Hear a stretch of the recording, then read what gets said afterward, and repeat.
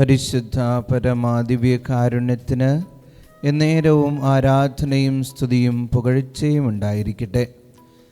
നമ്മുടെ ആത്മീയ ജീവിതത്തിലുണ്ടല്ലോ ഒരു ടെൻഷൻ ഉണ്ടാവുന്നത് നല്ലതാണ്. എന്താണെന്നറിയാമോ ടെൻഷൻ?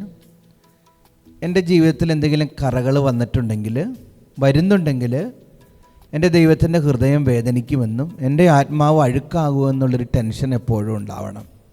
ഇന്നിൻ്റെ ഈ കാലഘട്ടത്തിൻ്റെ ഏറ്റവും വലിയ അപകടങ്ങളിലൊന്നാണ് അശുദ്ധിയിലും അഴുക്കിലുമാണെങ്കിൽ ടെൻഷനില്ലാതെ പാപബോധമില്ലാതെ ജീവിക്കുന്ന ആത്മാക്കൾ പെരുകി വരാണ്. മദ്യത്തിന് അടിമപ്പെട്ട വ്യക്തികൾ അതിൽ തന്നെ വീണ് അവർ ടെൻഷൻ നഷ്ടപ്പെട്ടു പോവും, മനസാക്ഷിക്കുത്ത് നഷ്ടപ്പെട്ടു പോവും. അനാവശ്യ ബന്ധങ്ങളിലും അവിഹിത വീഴ്ചകളിലുമൊക്കെയുള്ള ആത്മാക്കൾ, വ്യഭിചാരത്തിലുള്ള ആത്മാക്കൾ പാപത്തിൻ്റെ നൈമിഷിക സുഖം മൂലം ടെൻഷൻ നഷ്ടപ്പെട്ടു പോവും.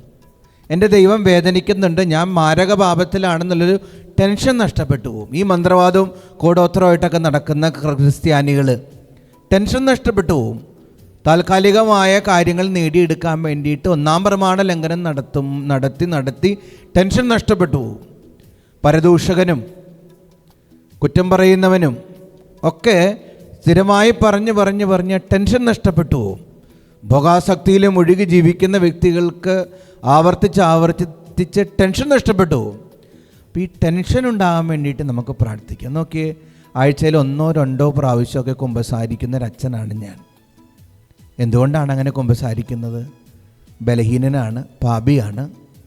എവിടെയെങ്കിലും ഒരു കറ വന്നാൽ എൻ്റെ ദൈവത്തെ, അവിടുത്തെ ഹൃദയത്തെ ഞാൻ വേദനിപ്പിക്കുന്നുണ്ട്, എൻ്റെ ജീവിതവും അഴുക്കായി എന്നുള്ളൊരു ബോധ്യം കിട്ടുകയാണ്, പാപബോധം വരികയാണ്. ഇതുപോലെ ദൈവത്തെ വേദനിപ്പിക്കുന്നുണ്ട് എന്നുള്ളൊരു ടെൻഷൻ ഉണ്ടാവട്ടെ. വചനം പറയുമല്ലോ, യെശയ്യാ 59:2, നിൻ്റെ അകൃത്യങ്ങൾ നിന്നെയും ദൈവത്തെയും തമ്മിൽ അകറ്റിയിരിക്കുന്നു, നിൻ്റെ പാപങ്ങൾ അവിടുത്തെ മുഖം നിന്നിൽ നിന്ന് മറച്ചിരിക്കുന്നു, അതിനാൽ അവിടുന്ന് നിൻ്റെ പ്രാർത്ഥന കേൾക്കുന്നില്ല. അശുദ്ധി അകറ്റൂ, പാപബോധത്തിൽ ജീവിക്കൂ, കുമ്പസാരക്കൂട്ടിൽ പാപങ്ങൾ ഏറ്റുപറയൂ, നിർമ്മലയാകൂ. ഈശോ നിന്നെ അനുഗ്രഹിക്കട്ടെ. മെസ്സേജ് ബോക്സിൽ ഈശോയെ പാപബോധം നൽകി അനുഗ്രഹിക്കണമേ എന്ന് ടൈപ്പ് ചെയ്യുക.